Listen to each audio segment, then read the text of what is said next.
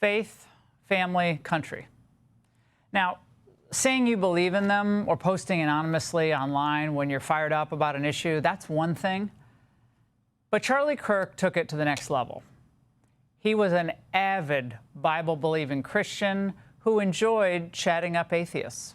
Look, if an atheist wants to fight alongside of us to end abortion or to try and end the massacring of our kids, that's called gender-affirming care, or if an atheist wants to march alongside of us to say no men and female sports, they're more than welcome to be able to do that. But Atheists for Liberty is an interesting phrase because I don't believe you can have liberty without God, because liberty is not man's idea, it is God's idea. That's just my own personal belief, and it's also... Charlie did not just talk, though. He acted because he had the guts, he had the drive, he had the focus to go out there day after day, night after night, and fight for what he believed in. Now, the threats on his personal safety were well known. He knew them, but he wouldn't stop because he believed that being with people in public, especially on college campuses, talking with conservatives, debating liberals, it made conservatism fun and exciting again. And he died today, taken by an assassin's bullet, doing what God put him on this earth to do. I said it with Brett earlier, and he and I were both crying in our offices and embracing. A lot of people around here are. The word came to me, irreplaceable. He was irreplaceable.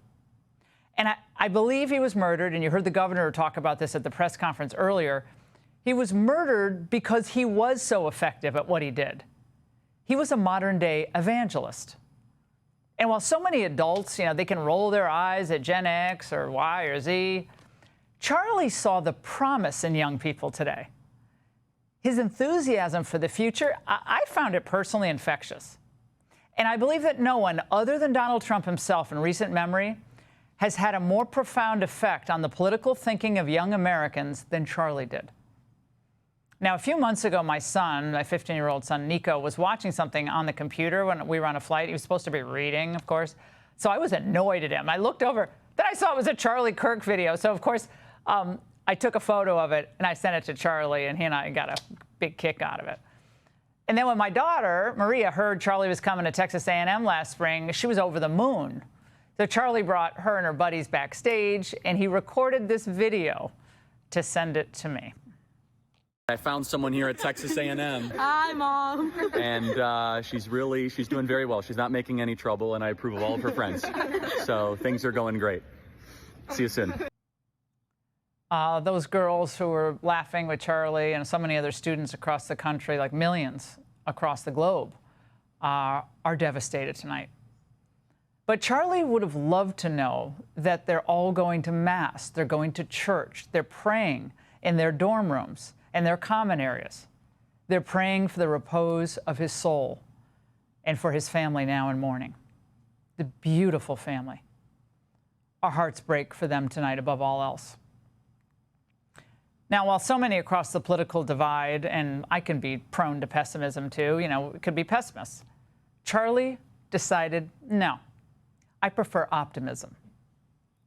Jesus is honestly the most important thing. We are seeing Gen Z go back to church in record numbers. We are seeing a Christian revival that should give everyone in this audience hope. It's the greatest news happening in America right now. He loved talking about where things were going, and he saw it because he was there. He felt it. He engaged with it. There's simply no one else like him. I can't believe I'm saying it was past tense. I mean, how can this be? He was on air with us just 48 hours ago, and he and I were just texting yesterday about his conference in December that I was going to and chatting about that, laughing about a couple things. We're always joking with each other.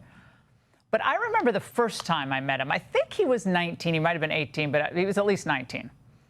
And I kept hearing about this teenager who decided to skip college and start an organization for young conservatives. At the time, I kind of rolled my eyes like, oh, okay, what is it?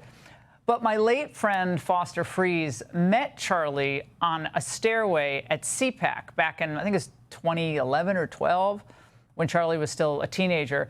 And he heard that this kid had this dream of wanting to change the way young people thought about politics. And Charlie told Foster about this. Foster himself was such an optimist, but he was so taken by Charlie Kirk and the enthusiasm and the drive that this young kid had, no college.